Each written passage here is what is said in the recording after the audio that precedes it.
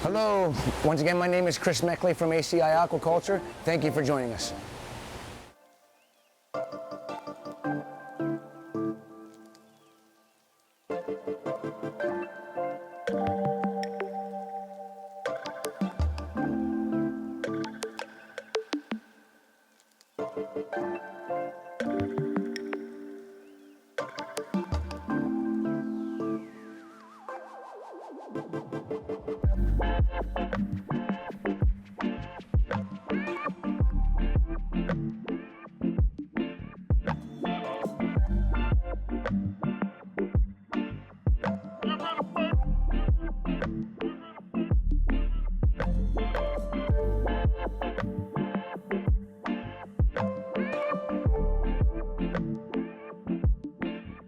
Today, we're going to talk about the Aberrant Scopas or Aquaculture tang. Some of the famous ones out there are white chocolate. It's at Worldwide Corals. There's a lot of other places that have some beautiful ones. Don't know if they all have names, but also the guys at Worldwide have one called School Bus, one called Bumblebee. I think both of those were sold to very good customers of theirs. We have been enjoying Aberrant Scopas tangs now for about 3 years now. The Aberrant Scopas tang or Koi Scopas tang comes from Java, somewhere in that area on the western side of Indonesia. I don't think the gentleman that even collects them has pinpointed exactly where they're coming from because he wants to keep that as an exclusive for himself. But the really cool thing about it is they're so different and so unique from each fish. But they come in various colors and varieties. Some of them look just like a regular Scopas tang with just a little bit of blue on them. Some of them are like a regular Scopas with more yellow and blue. And then, of course, you got white chocolate, which is by far my favorite Scopas tang of all of them, is yellow, white, and black. Absolutely stunning animal. It's a great fish, and I'm glad that the guys over at Worldwide Corals gave it a good home in their 900-gallon display tank. But they are very cool, and they do change. I've had some that I've had for long periods of time in my coral display tanks where they went from being aberrant to looking like a regular Scopas tang back to aberrant a few months later. Kind of like the aberrant yellow tang that Worldwide Corals has, which is Casper. He goes from white to yellow and white, back to white. It's very, very cool. That's one of the things that's amazing about this type of fish and aberrant fish is what's going to happen to them. They're going to stay the color they are when you get them, or are they going to go back to what they original DNA says? Is it something that they're feeding on in the wild? Is it water chemistry in the wild? We don't know that. But I do know that what we have in here in our coral display tanks, where we sell our corals from, they almost always go back to their original colors, but they do change periodically, which is pretty cool. We feed our Aberrant Scopas tangs a variety of foods. They get a sheet of nori almost every single night. Right before we close, we go around all of our exotics, per se, that have some size to them. You know, they need to be fed more frequently. You need to keep them fat and happy. You know, some fish just get that extra special treatment. Then it's krill. Surprisingly, they pick at krill. They also eat otohime pellets, Chad. And they also eat mysis shrimp and brine shrimp and pretty much any other frozen food that we have available, they will pick at and eat. It's one of those fish that when we get them in, because our suppliers hold them for so long, they come in and they usually eat the next day almost immediately, and sometimes depending on whether they're small or whether they're large. The larger fish always ship rough.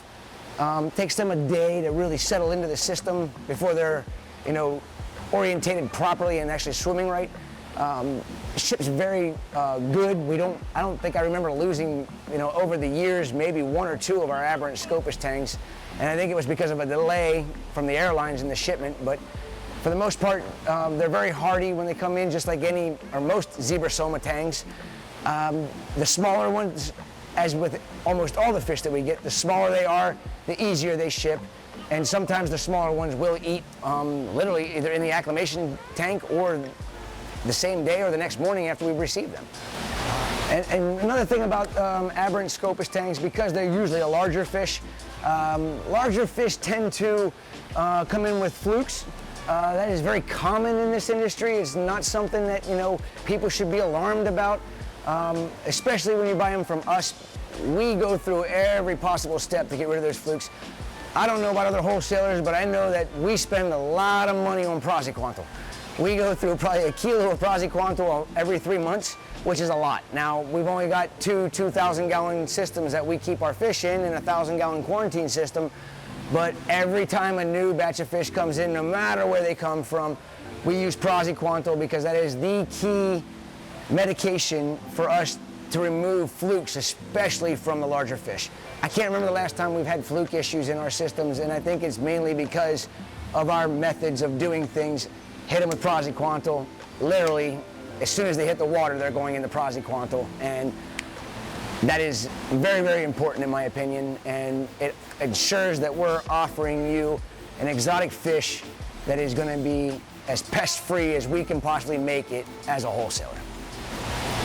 And since we do our Praziquantel, I might as well go back to what our normal quarantine method is. I mean, it isn't going to be a 1 or 2 week quarantine here, but it is going to be the best that we can do as a wholesaler, and that is we do the Praziquantel and the nitrofurazone when the fish first come in. Nitrofurazone is being done because you never know if the fish has ammonia burn, is there going to be a bacterial infection set in? We want to make sure that if there is bacteria, and because it isn't a bag, you have a better chance of bacteria outbreaks, that gets nipped in the butt immediately when they hit the water of our systems. So our fish go through immediately when they come in, the Praziquantel, the nitrofurazone. After 2 days, that gets removed with our ozone and carbon. And then as soon as the systems clear up and all of that is removed, we run copper. We keep our copper level at 0.14. Main reason why we keep it at 0.14 is because a lot of centropyges and a lot of other angelfish are very sensitive to copper. And we do not want to harm those animals. We want to keep those animals healthy by by taking care of cryptocarrion or any other parasites that copper will take care of. And then they go into that for roughly 4 to 5 days. Then we go back to the same method of turning our ozone on, turning the carbon on, making sure that all gets removed. And then it's usually back to the beginning of the week, and we're bringing more fish in. And we go through that whole process. That's a weekly routine for us. We use a lot of medications. We spare no expense to make sure our fish are as healthy as they possibly can be. And when it comes to the Aberrant Scopas Tangs, I think my customers want to make sure they have a healthy fish. And like I said before, we do everything we can to make sure it's as healthy as we can send out to them. And then it's up to the retail store that purchases it. And then, even more important, up to hobbyists. I've said it in the past, quarantine your fish, quarantine your corals. It's up to you to make sure you don't lose your entire investment, and it can happen.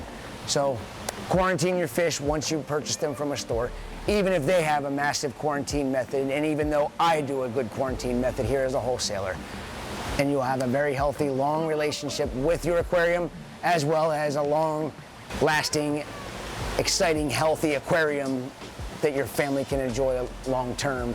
Be patient and you will succeed. Once again, my name is Chris Meckley from ACI Aquaculture. I hope you enjoyed this segment on Aberrant/Koi Scopas Tangs. We enjoy them. I hope you get to enjoy them one day soon too.